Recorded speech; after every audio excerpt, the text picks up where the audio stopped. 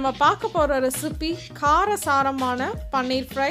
இது பண்ணுறது ரொம்பவே ஈஸி, குறைஞ்ச நேரத்திலே பண்ணிடலாம். ஆனால் டேஸ்ட் வந்து ரொம்ப அட்டகாசமாக இருக்கும். இந்த பன்னீர் ஃப்ரைக்கு என்னென்ன தேவை அப்படின்னு பார்த்துடலாம்.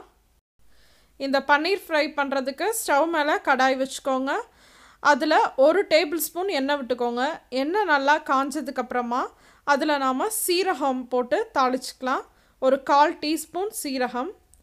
அப்புறம் இதில் நம்ம வந்து வெள்ளைப்பூண்டையும் இஞ்சியையும் நீளமாக நறுக்கி ஆட் பண்ணிக்க போகிறோம். அது வந்து ஒரு டிஃப்ரெண்ட் ஃப்ளேவரை கொடுக்கும்.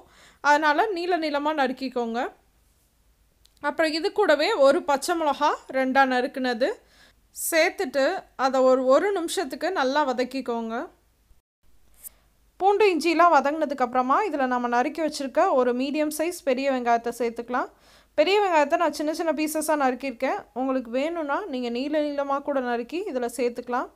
சேர்த்துட்டு வெங்காயம் நல்லா டிரான்ஸ்பரண்ட்டாக வர வரைக்கும் இதை நல்லா வதக்கிக்கோங்க. வெங்காயம் கொஞ்சம் சீக்கிரமாக வதங்கிறதுக்காக அதில் கொஞ்சமாக உப்பு சேர்த்து வதக்கிக்கலாம். இந்த மாதிரி வெங்காயம் நல்லா வதங்கினதுக்கப்புறமா அதில் நம்ம மசாலா தூளெல்லாம் சேர்த்துக்கலாம். ஒரு 1/8 டீஸ்பூன் அளவு மஞ்சள் தூள், அப்புறம் 1 டீஸ்பூன் அளவு மிளகாய்த்தூள், 1/4 டீஸ்பூன் அளவு கரம் மசாலா, இதெல்லாம் சேர்த்துட்டு மசாலாவோட பச்சை வாசனை போகிற மாதிரி அதை நல்லா வதக்கிக்கோங்க. வதக்குனதுக்கப்புறமா இதில் நம்ம வந்து தக்காளி சேர்த்துக்கலாம். ஒரு மீடியம் சைஸ் தக்காளியை சின்ன சின்ன பீசஸாக நறுக்கி வச்சுருக்கேன். அதை இதோடு சேர்த்துடலாம். சேர்த்துட்டு தக்காளி நல்லா சாஃப்டாக வர வரைக்கும் அதை நல்லா வதக்கிக்கோங்க. தக்காளி நல்லா வதங்கினதுக்கப்புறமா அதில் நம்ம பன்னீர் சேர்த்துடலாம். 100 கிராம் பன்னீரை நான் வந்து மீடியம் சைஸ் பீசஸாக நறுக்கியிருக்கேன். உங்களுக்கு வேணும்னா இதை விட பெரிய பீசஸாக கூட நறுக்கிக்கலாம்.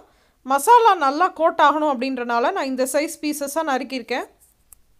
இப்போ இதை சேர்த்துட்டு நல்லா கலந்து விட்டுக்கோங்க. மசாலா வந்து பன்னீரில் எல்லா சைடும் கோட்டாகிற மாதிரி நல்லா கலந்ததுக்கப்புறமா ஒரு 2 நிமிஷம் அதை அப்படியே மசாலாவோடு சேர்ந்து வதங்கட்டும். இப்போ இதில் ஒரு 1/4 டீஸ்பூன் அளவு கரம் மசாலாவும் 1/4 டீஸ்பூன் அளவு மிளகுத்தூளும் சேர்த்துக்கோங்க. கரம் மசாலா வந்து ஆப்ஷனல் தாங்க, ஏற்கனவே சேர்த்துருக்கோம். பட் கடைசியாக கொஞ்சம் சேர்த்திங்கன்னா நல்லா வாசனையாக இருக்கும் அப்படின்றனால நான் சேர்த்துருக்கேன். நீங்கள் வேணான்னா விட்டுறலாம். சேர்த்துட்டு கலந்து விட்டதுக்கப்புறமா இதில் நம்ம காய்ந்த வெந்தயத்தோட இலைகளை சேர்த்துக்கலாம். அதாங்க கசூரி மேத்தி. இது நான் எப்படி வீட்டிலே பண்ணுறது அப்படின்றதுக்கு ஒரு வீடியோ போட்டிருக்கேன். அந்த வீடியோவோட லிங்க் வந்து கீழே இருக்க டிஸ்கிரிப்ஷன் பாக்ஸில் இருக்குது. சைட்லேயும் டிஸ்பிளே ஆகுது, அதை போய் நீங்கள் பார்த்துக்கோங்க.